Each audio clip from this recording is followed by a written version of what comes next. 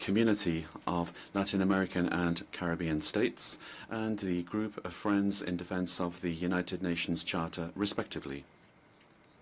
Mr. President, it's been more than 30 years now that we have been meeting in this General Assembly in order to almost unanimously require the complete, immediate and unconditional lifting of the economic, commercial and financial embargo which in a criminal way has been for more than 60 years applied against the Republic of Cuba and which affects all aspects of life for the Cuban people.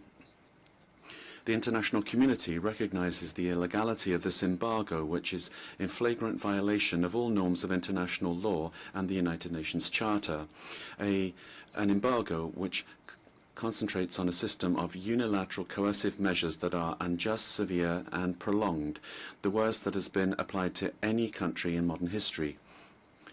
This is a calculated collective punishment against more than 11 million Cuban men and women that have decided to not bend the knee in the face of the blackmail and coercion of the US regime. It's a planned crime as part of the maximum pressure policy that has its roots in the supremacist mentality of the Monroe Doctrine and that continues to be applied throughout the American continent today. Today, this embargo that has intensified after the activation of Title III of the Helms-Burton Law is the main obstacle for the development of this sisterly Latin American and Caribbean nation. To put this in perspective, in the last year alone, the embargo caused harm and damage for an amount of more than $5 billion. Moreover, the embargo against Cuba constitutes a massive violation of the human rights of its people.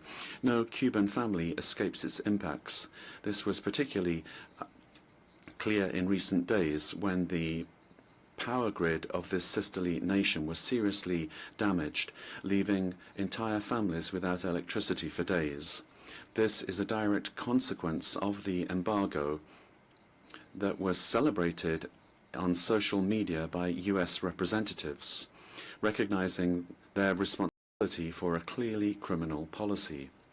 Mr. President, the arbitrary inclusion of Cuba on a unilateral list of the government of the United States, branding it as a state sponsor of terrorism, deserves special mention.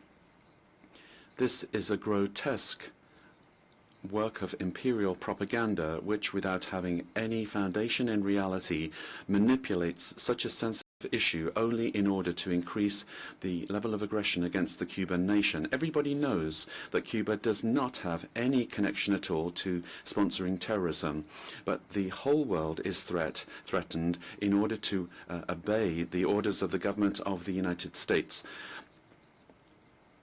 Otherwise, they risk economic coercion in their own country. The genuine promoter and financier of terrorism is the U.S. Regime. We demand that it stop these double standards and remove Cuba from a spurious list that it should never been included upon in the first place.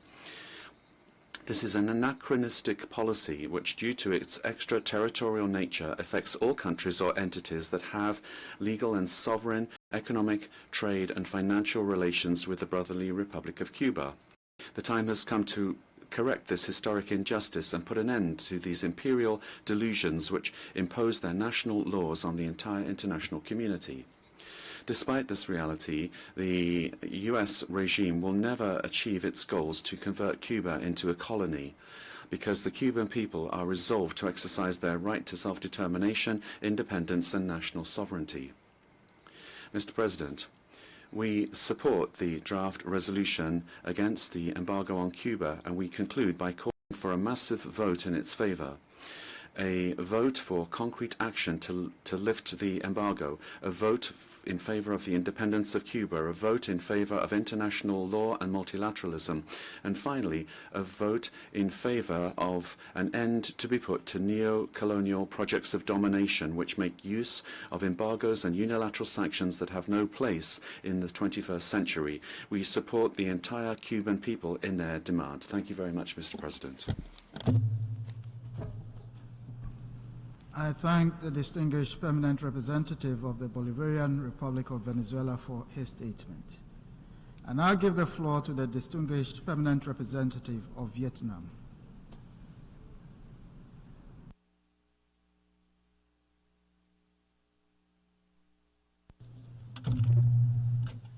Mr. President, I'd like to extend our warm welcome to His Excellency Mr. Bruno Rodriguez Paria, Minister for Foreign Affairs of Cuba. Vietnam aligns itself with the statements made by Uganda, Iraq, Singapore on behalf of the non-aligned movement, the Group of 77 in China, and the Association of Southeast Asian Nations, respectively. Mr. President, for over 60 years, the economic, commercial, and financial embargoes against Cuba has been the longest system of unilateral sanctions imposed on any nations. The embargo not only constitutes a violation of international law, it contradicts the fundamental principles and purposes of the UN Charter. The embargo deprives ordinary Cubans of access to essential supplies and services such as food, medicine, and equipment. It has made devastating impacts on the Cuban economy, limiting Cuba's access to international markets, to capital and technology necessary for economic development, discouraging foreign investment, and hindering economic growth. Figures of economic losses can be found in the latest Secretary General's report on this agenda item, and they are numerous. But most importantly, it is not possible to assess the full extent of negative impacts on Cubans' human development.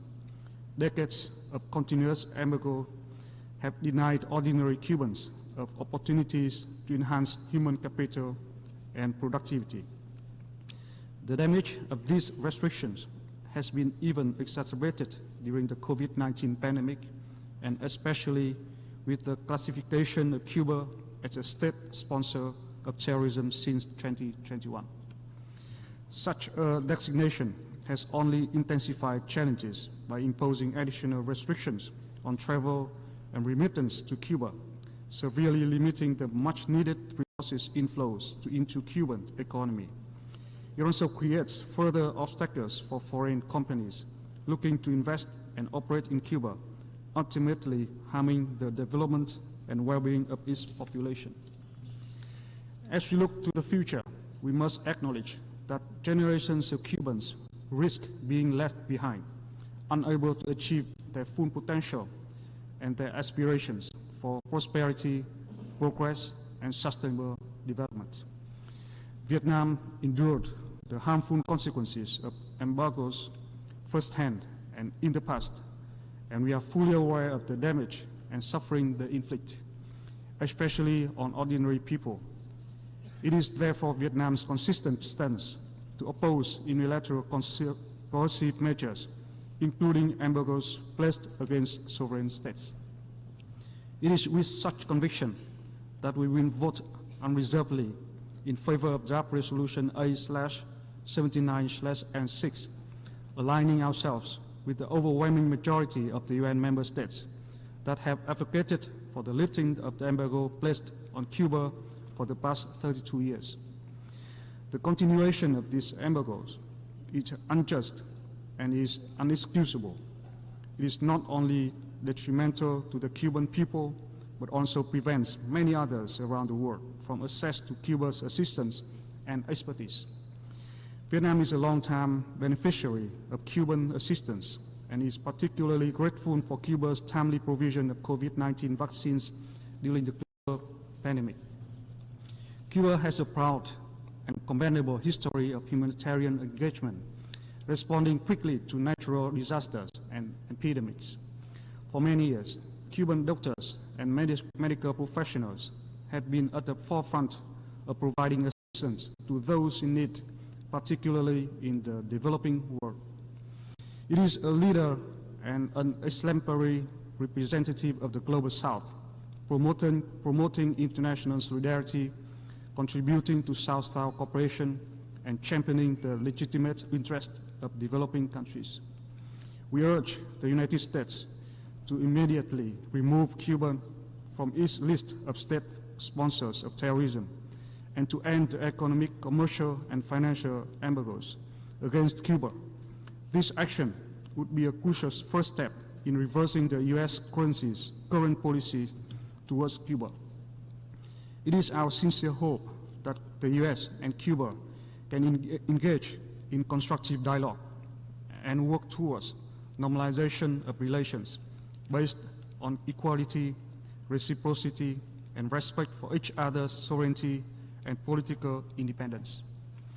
Such efforts would benefit both peoples and contribute to peace, stability, and sustainable development in the region and the world. Vietnam stands ready to play our part in fostering dialogue and mutual trust in this process, and once again firmly reiterates the strong friendship, cooperation, and solidarity with the brotherly people of Cuba. I thank you, Mr. President. I thank the distinguished permanent representative of Vietnam for his statement. And I'll give the floor to the distinguished permanent representative of St. Vincent and the Grenadines.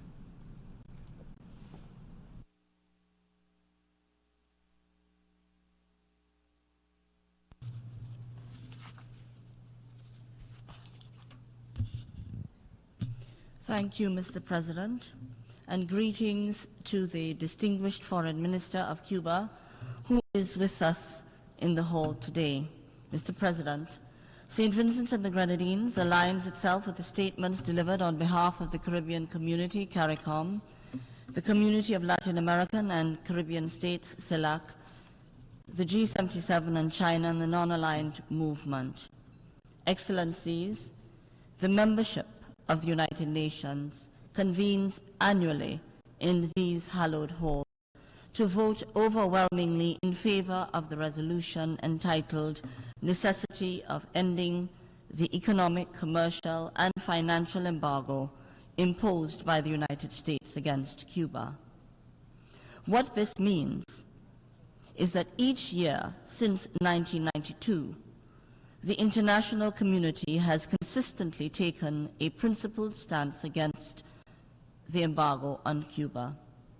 This opposition is steeped in the understanding and recognition that these extraterritorial and unilateral coercive measures imposed on Cuba by the United States are not only anachronistic, but are also grave violations of international law, including the Charter of the United Nations, which threaten the sovereignty of the people of Cuba. International law, including the Charter of the United Nations, serves as the backbone of our civilized society, reinforcing global peace, stability, and security.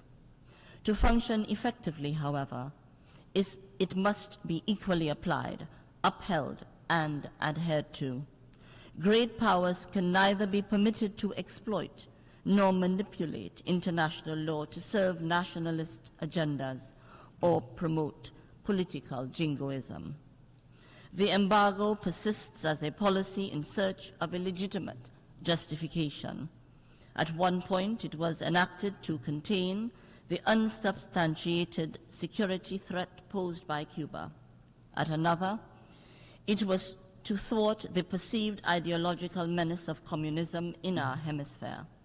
Then it was in retaliation for expropriated property. After that, to establish a particular type of democracy. Today, we hear of human rights.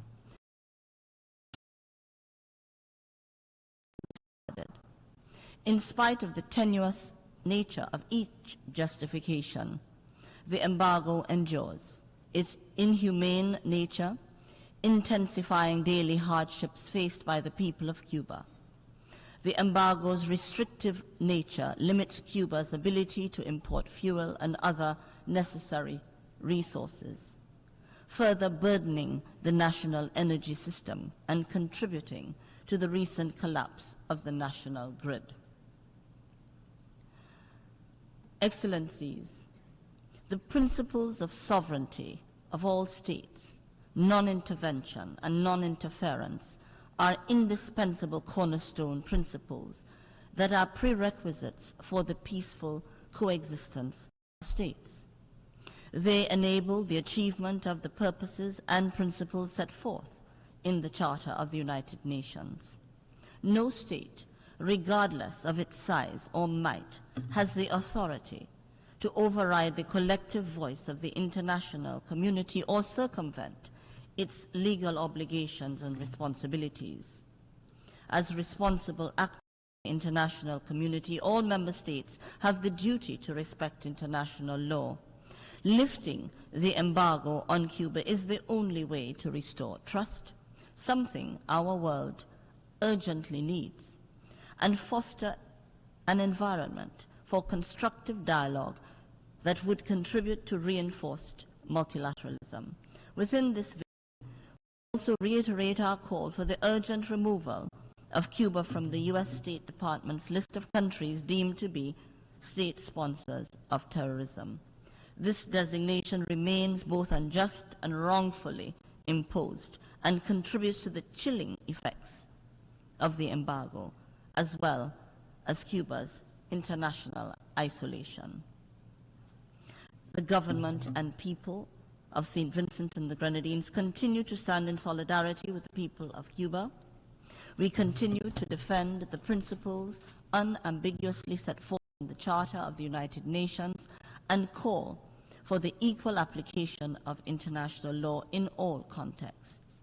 Within this vein, we echo the overwhelming calls of the majority for the immediate removal of these illegal and unjust measures. Peace profound still, and I thank you. I thank the distinguished permanent representative of St. Vincent and the Grenadines for her statement. And I'll give the floor to the distinguished representative of Namibia.